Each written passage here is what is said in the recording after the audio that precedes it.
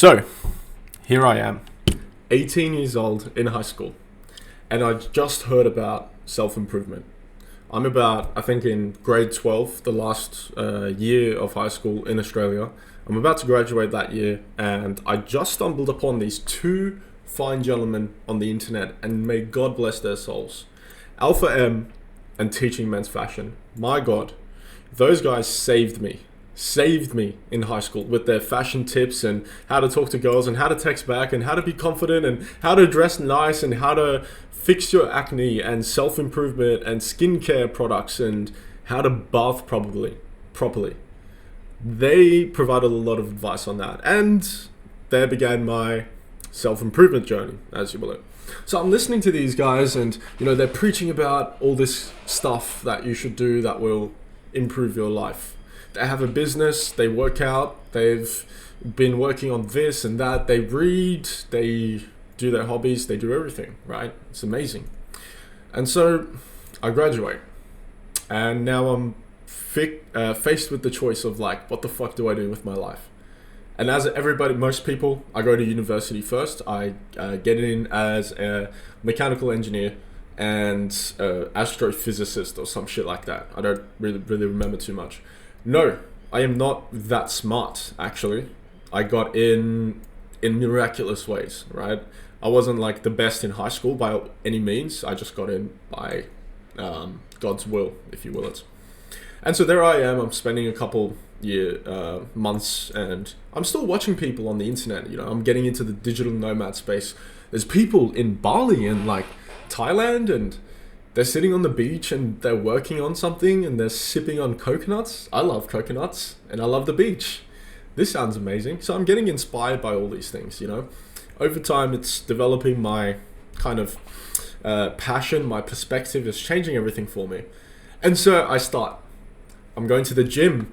I'm going and I'm trying to figure out what to do with my life. Should I start a YouTube channel? Should I start a website? Do this, do that.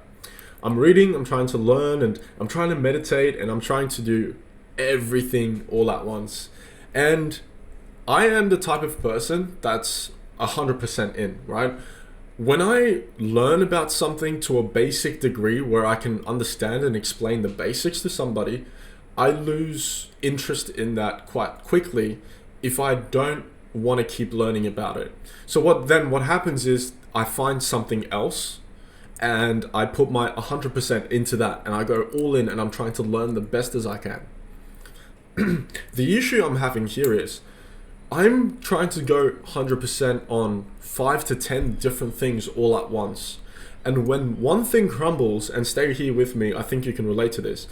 When I'm going and studying and I'm working on my YouTube channel and I'm going to the gym and meditating, when going to the gym fails, everything else tumbles down because all these things get into my brain that says, hey, no, you should just stop. It's too overwhelming. A lot of things are failing now. You can't do it. Not only that, if I don't even fail, my focus is everywhere. If I start the day with the gym and I do 100 million different things, by the end of the day, my focus is just gone. My attention is gone. My brain points, essentially, my mentality, I feel slow. It makes no sense. And eventually, things do tumble down. And so that's what happened with my multiple cycles of self-improvement. I raise my hand and say, yeah, 100%. I've gone through many ruts and I've come out and I've gone back in again. And I think one of the most important things I've realized is, and I keep writing it down on my journal, every time I'm trying to get out of a rut, I write down my goals. That's how I start with. And my goals always make no sense. And if they do make sense, they don't correlate. Think about it this way. The most recent rut I kind of tried to get out of was, oh yeah, I want to lift this much by this date. I want to lift this much by this date. I want to do that much by this date. I want to lose this much kilo by this date. I want to upload this much every week. I want to get to this many subscribers. I want to make this much money, yada yada. Dude, there's 100 different goals. Which one do I focus on? Which one gets completed in the date that I've put it into? And so what happens also, because I'm focusing on many things, if I miss a day in the gym, I feel like a failure because I just failed a goal. But what we need to realize is, okay, let's take a step back, take a breather, and ask the question, It's such a simple question. What is the most important thing here on this list?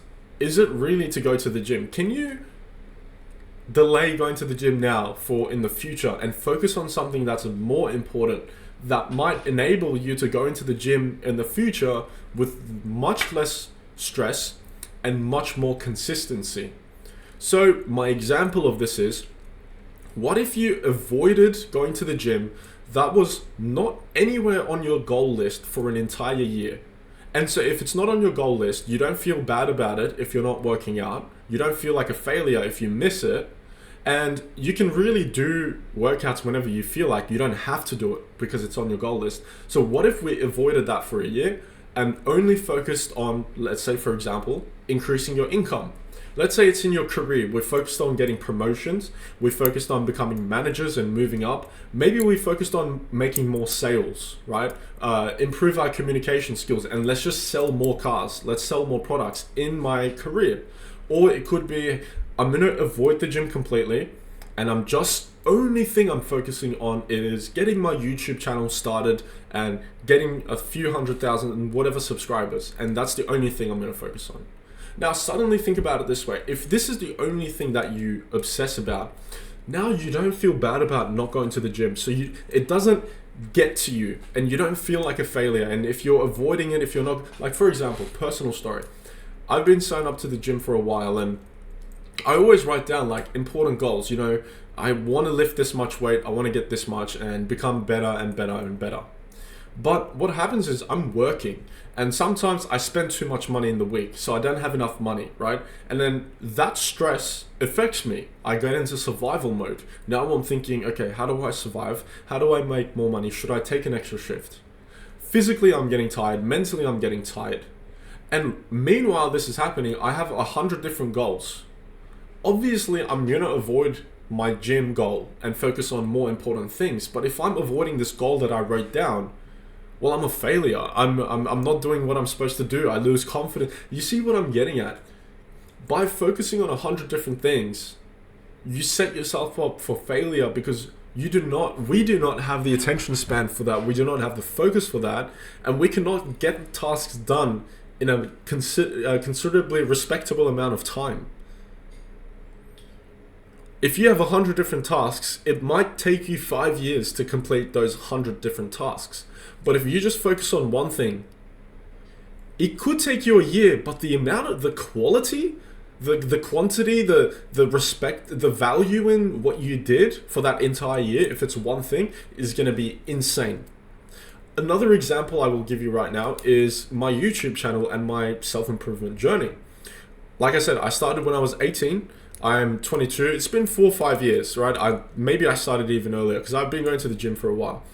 But I started this YouTube channel like 4 years ago, and it's never been my number one goal.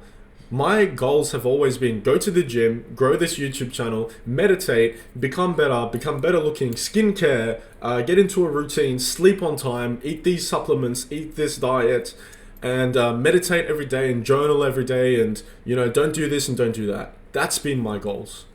And so my focus has to be divided equally amongst every single goal so that they can all be progressing at a respectable amount. So in those 4 years, I got nowhere with my YouTube channel. I'm still on 300 subscribers. I'm still getting like a couple hundred views here and there, but that's only recently. Up until that moment, 3.5 years, I have been getting nothing done. I've been making no progress. What if in those 3 years, I only focused on one thing, and that was providing value with each content that I release in this YouTube channel? Teaching something, providing value, offering inspiration, just recording every single day and uploading to this channel. For 3 years, that's the only thing I focused on. I didn't go to the gym. I didn't worry about my diet, my sleep. I didn't worry about all these things that if I avoid and don't do is going to affect my mental health. Imagine how much more I could have gotten done. Imagine how much more progress I would have made. So when you're juggling work, gym, your side hustle, eating clean diet, eating all this and eating all that, doing 100 things all together, you aren't going to make as fast progress as you would imagine. if that's not your goal, if you would rather maintain what you have, and if you don't have the need to go fast, this doesn't apply to you. But you're young, you're passionate, you want to get out of the 9 to 5, for example, or you're really unhealthy and you want to get healthy in a considerably quick amount of time, then yeah, that should be your number one focus. Maybe you're preparing for the Navy SEALs. Are you going to prepare for the Navy SEALs by working out, studying, working a job, learning about guitars, and going to this event on the weekend and going camping and doing all these 100 different other things?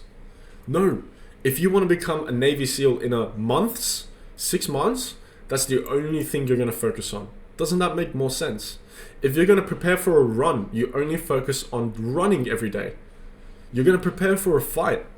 Islam, Khabib, they only focus on boxing, and MMA their craft for that time. So we need to focus on one thing for that time. So let me tell you again, man. Again, like, I would have saved so much time. I would have saved so much effort. And I hope you can relate to this and just realize that those 100 different goals that you have, just ignore everything and focus on what's most important to you. Now, another little perspective I want to offer you, which I will get into a future video, is what if you escaped the 9 to 5 hustle and you were financially free? Let's say you're a young little kid, my age, 20 years old, 22 years old, and let's say for like $5,000 to $10,000 a month is gonna set you financially free without us increasing our spendings either. Like, we're not gonna go overboard, we're not gonna buy watches or clothes. And $5,000 to $10,000 is all we need every single month to be financially free and never ever worry about money again. Now, let me offer this perspective to you. How much easier would it be to focus on all these goals, like working out, spirituality, meditation, yoga, getting into a daily routine, eating this diet, eating clean, being healthy, learning, reading, creating, when you don't have to worry and stress about money every single day?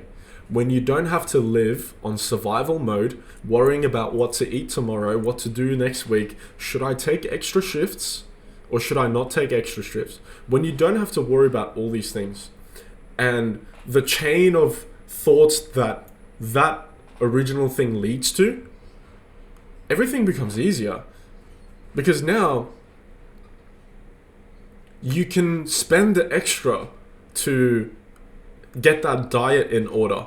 You can align your working hours so that you can sleep and wake up whenever you want. You can work exactly how much you want every single day so that it's optimized for you.